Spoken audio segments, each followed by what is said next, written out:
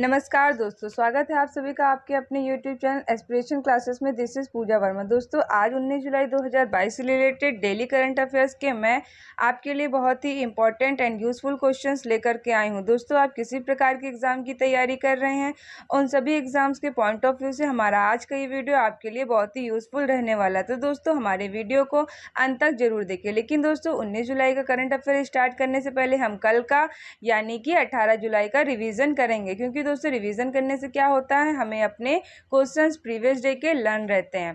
तो चलिए दोस्तों, अपना रिवीजन स्टार्ट करते हैं। हमारे रिवीजन का पहला प्रश्न है, नेशनल स्टॉक एक्सचेंज के नए एमडी एंड सीईओ कौन बने हैं? तो दोस्तों, हमारे इस प्रश्न का राइट आंसर है Ashish Kumar Chauhan. Ashish Kumar Chauhan National Stock Exchange के नए एमडी एंड सीईओ बने हैं। आपने ये याद रखना है। क्वेश्चन नंबर 2, किस भारतीय शहर को संघाई सहयोग संगठन यानी कि एससीओ की पहली सांस्कृतिक और पर्यटन राजधानी घोषित किया गया है? तो दोस्तों, वाराणसी यानी उत्तर प्रदेश के वाराणसी को संघाई सहयोग संगठन की एससीओ की पहली सांस्कृतिक और पर्यटन राजधानी घोषित किया है। आपने ये याद रखना है। क्वेश्चन नंबर 3, महाराष्ट्र सरकार ने मदर टेरेसा स्मृति पुरस्कार 2021 से किसे सम्मानित किया है? तो दोस्तों, इस प्रश्न का राइट आंसर है दिया मिर्जा की सद्भावना राजदूत। दिया मिर्जा को दोस्तों सद्भावना राजदूत और अफरोज शाह को पर्यावरण कार्यक्रम के लिए यह कौन सा पुरस्कार, स्मृति पुरस्कार, मदर टेरेसा स्मृति पुरस्कार से सम्मानित किया गया है। आपने ये याद रखना है। क्वेश्चन नंबर 4, अंतर्राष्ट्रीय न्याय दिवस 2022 कब मनाया गया है? तो दोस्तों, 17 जुलाई को अंतर्राष्ट्रीय न्याय दिवस यानी कि इंटरनेशनल जस्टिस डे 2022 मनाया गया है। आपने ये याद रखना है। Question number 5, badminton tournament Singapore open 2022 में महिला एकल का खिताब किसने जीता है? तो पीवी सिंधु, जो कि भारत की स्पोर्ट्स खिलाड़ी हैं, प्लेयर हैं दोस्तों। इन्होंने बैडमिंटन टूर्नामेंट सिंगापुर ओपन 2022 में महिला एकल का खिताब जीता है। किसने? पीवी सिंधु ने, इंडिया की। आपने ये याद रखना है। क्वेश्चन नंबर 6, साइबर सुरक्षा सहयोग पर बिम्स्टेक समूह बैठक 2022 कहाँ आयोजित हुई है? दोस्तों, नई दिल्ली, भारत में साइबर सुरक्षा सहयोग पर बिम्स्टेक समूह बैठक 2022 आयोजित हुई है। आपने ये याद रखना है। क्वेश्चन नंबर 7, विश्व एथलेटिक्स चैंपियनशिप 2022 खेल का आयोजन कहाँ शुरू हुआ है? तो दोस्तों, यूजीन, अमेरिका में विश्व एथलेटिक्स चैंपियनशिप 2022 खेल का आयोजन शुरू हुआ है। आपने ये याद रखना है। क्वेश्चन नंबर 8, शिक्षा मंत्रालय द्वारा जारी राष्ट्रीय संस्थागत रैंकिंग फ्रेमवर्क 2022 में कौन सा विश्वविद्यालय लगातार चौथी बार शीर्ष स्थान पर रहा है? दोस्तों, भारतीय प्रौद्योगिकी संस्थान आईआईटी मद्रास शिक्षा मंत्रालय द्वारा जारी राष्ट्रीय संस्थागत रैंकिंग फ्रेमवर्क में यह विश्वविद्यालय लगातार चौथी बार शीर्ष स्थान पर रहा है। दोस्तों, आपने ये याद रखना है। क्वेश्चन नंबर 9, 41वें विला डी बेनास्क अंतर्राष्ट्रीय शतरंज ओपन टूर्नामेंट 2022 का खिताब किसने जीता है? तो दोस्तों, अरविंद चिदम्बरम, जो कि इंडिया के हैं, इन्होंने 41वें विला डी बेनास्क अंतर्राष्ट्रीय शतरंज ओपन टूर्नामेंट 2022 का खिताब जीता है। आपने ये याद रखना है। Question number 10, federation of India fantasy के नए महानिदेशक कौन बने हैं? दोस्तों, जय Bhattacharya federation of India fantasy sport के नए महानिदेशक बने हैं। आपने ये याद रखना है। दोस्तों, अब हम यहाँ से 19 जुलाई के करंट अफेयर्स, जो कि डेली करंट अफेयर के क्वेश्चन है, उन्हें स्टार्ट करते हैं।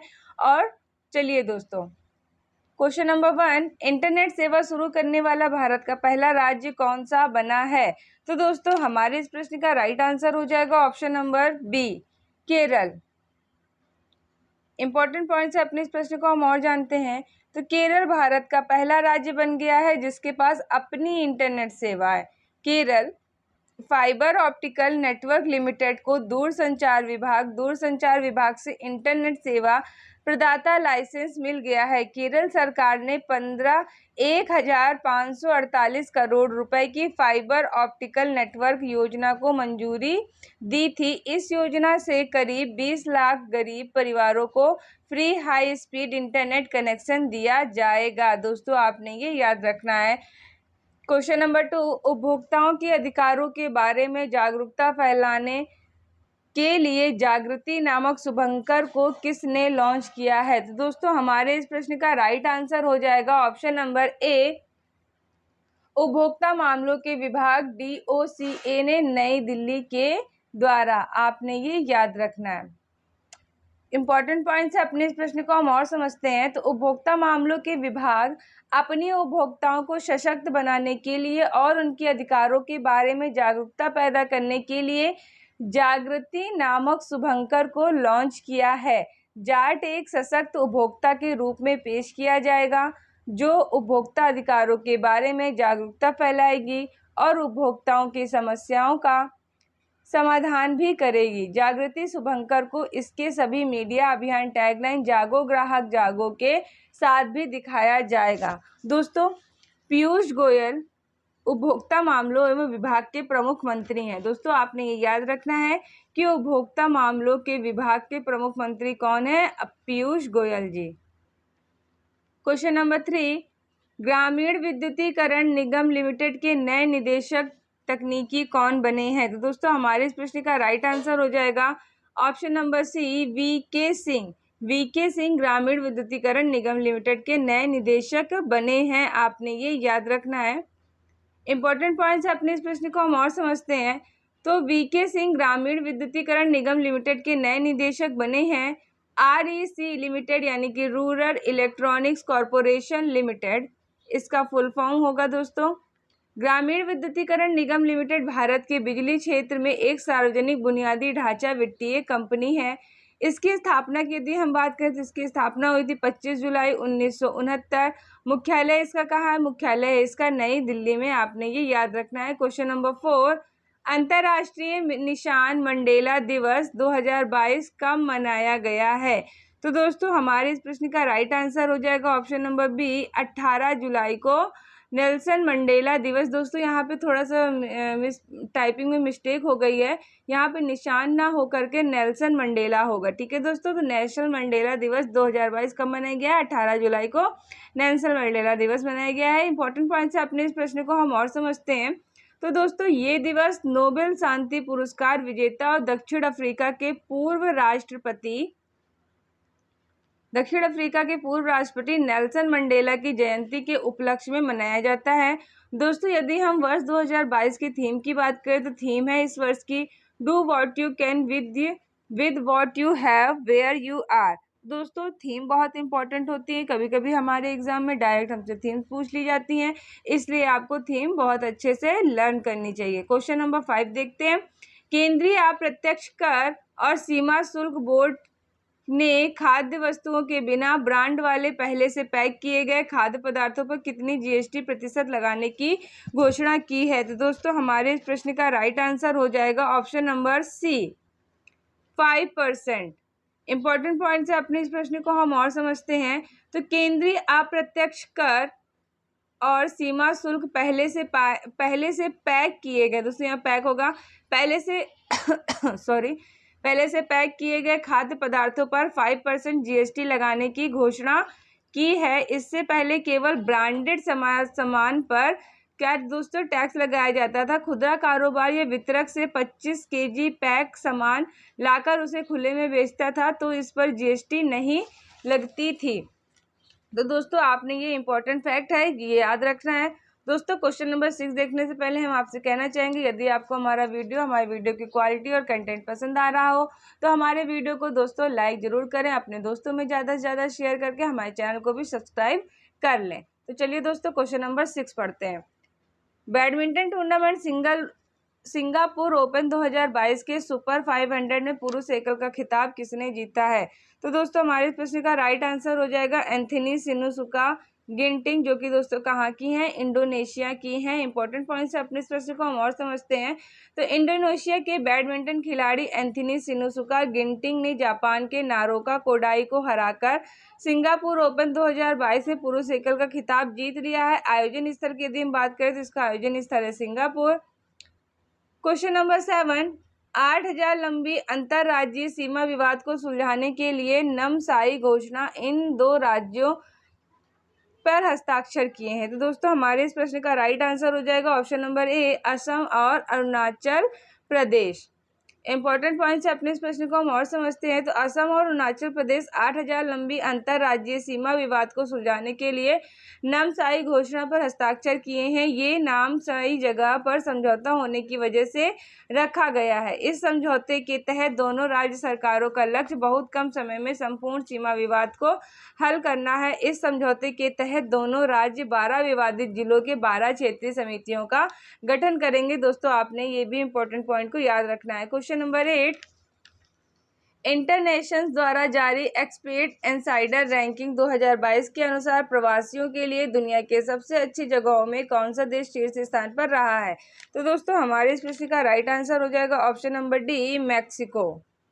इंपॉर्टेंट पॉइंट्स है, अपने इस प्रश्न को हम और समझते हैं। तो एक्सपेक्ट इनसाइडर रैंकिंग 2022 के अनुसार प्रवासियों के लिए दुनिया के सबसे अच्छे जगहों में मैक्सिको शीर्ष स्थान पर रहा है। भारत इस सूची में 52 देशों में से 36वें स्थान पर रहा है। दोस्तों इंडिया की सिचुएशन आपने याद रखनी है। इस सूचकांक में कुवैत 52वें यानी कि सबसे आखिरी स्थान पर रहा है, जबकि न्यूजीलैंड नीचे से दूसरे स्थान पर रहा है। आपने ये भी याद रखना है। यदि दोस्तों हम शीर्ष 3 देशों की बात करें तो शीर्ष 3 देश हैं मैक्सिको, इंडोनेशिया, ताइवान। ठीक है दोस्तों, आपने ये याद रखना है इन 3 देशों के नाम जो कि शीर्ष पर हैं। क्वेश्चन नंबर 9 देखते हैं। नागरिकों को बेहतर सेवाएं प्रदान करने के लिए पुलिस ऐप और EFIR सेवा किस राज्य ने शुरू की है? दोस्तों हमारे प्रश्न का राइट आंसर हो जाएगा ऑप्शन नंबर ए, उत्तराखंड की राज्य सरकार ने यह EFIR योजना को शुरू किया है। आपने याद रखना है।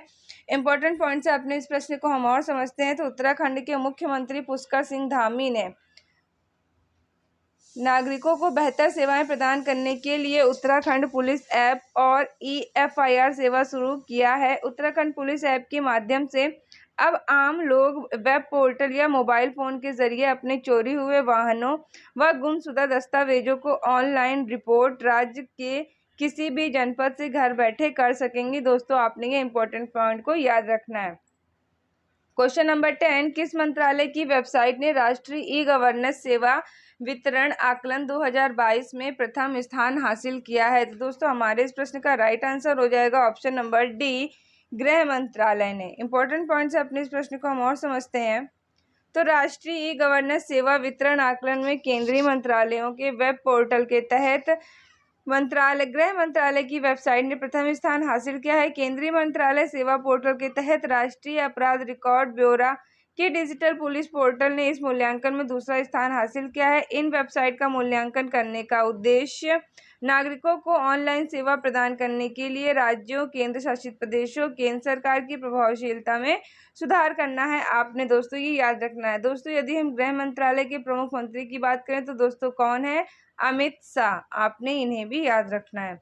चलिए दोस्तों, अब हम यहाँ से हमारे वीडियो का बहुत ही बेहतरीन पार्ट स्टार्ट होता है, जो कि दोस्तों 19 जुलाई से रिलेटेड अन्य महत्वपूर्ण क्वेश्चंस है, जो कि हम आपके लिए वन लाइनर के फॉर्म में लाते हैं। दोस्तों हम नहीं चाहते कि आपके एग्जाम में किसी भी तरह से करंट के क्वेश्चंस छूट पाए, तो दोस्तों इन्हें भी हम लोग जल्दी से रीड कर लेते हैं। तो क्वेश्चन नंबर 11 है, विश्व एथलेटिक चैंपियनशिप 2022 में पुरुष की लंबी कूद के फाइनल में पहुंचने वाले पहले भारतीय एथलीट कौन बने हैं? तो मुरली श्रीशंकर विश्व एथलेटिक चैंपियनशिप 2022 में पुरुष की लंबी कूद में पहले भारतीय बने हैं। आपने ये याद रखना है। क्वेश्चन नंबर 12, अंतर्राष्ट्रीय क्रिकेट में सबसे तेज 10,000 रन बनाने वाले एशिया के बल्लेबाज कौन बने हैं? तो बाबर आजम। दोस्तों ये कहाँ के हैं? पाकिस्तान के हैं। ये अंतर्राष्ट्रीय क्रिकेट में सबसे तेज 10,000 रन बनाने वाले पहले एशिया के बल्लेबाज बने हैं। आपने ये याद रखना है। क्वेश्चन नंबर 13, भारत के किस शहर ने 3.14 किलोमीटर लंबाई के साथ सबसे लंबा डबल डेकर फ्लाईओवर बनाने का विश्व रिकॉर्ड बनाया है? दोस्तों हमारे इस प्रश्न का राइट आंसर हो जाएगा नागपुर। आपने याद रखना है। क्वेश्चन नंबर 14, निर्मल सिंह कहलो का 79 वर्ष की आयु में निधन हो गया। ये कौन थे? दोस्तों ये पंजाब की पूर्व स्पीकर शिरोमणि अकाली दल के नेता थे। आपने ये याद रखना है। और इनका 79 वर्ष का अभी हाल ही में निधन हो गया है। क्वेश्चन नंबर 15, प्रधानमंत्री नरेंद्र मोदी ने 14.850 करोड़ रुपए की लागत से बने 296 किलोमीटर लंबे बुंदेलखंड एक्सप्रेसवे का उद्घाटन कहाँ किया है? दोस्तों, उत्तर प्रदेश में प्रधानमंत्री नरेंद्र मोदी ने 14,850 करोड़ रुपए की लागत से बने 296 किलोमीटर लंबे बुंदेलखंड एक्सप्रेसवे पुल का उद्घाटन किया है। दोस्तों, आपने ये याद रखना है। तो दोस्तों, इस तरह से आज की वीडियो में हमने क्या पढ़ा? हमने दोस्तों कल का रिवीजन किया, फिर 19 जुलाई डेली करंट अफेयर्स के क्वेश्चन विद एक्सप्लेनेशन पढ़े, फिर दोस्तों 5 वन लाइनर क्वेश्चन को भी हमने अपने आज की इस वीडियो में कवर किया। दोस्तों, आई होप सो आपको हमारा ये वीडियो पसंद आया होगा। अंत तक हमारी वीडियो में बने रहने के लिए बहुत बहुत धन्यवाद। तो चलिए दोस्तों, मिलते हैं आपसे अपने अगले वीडियो में। तब तक के लिए थैंक यू।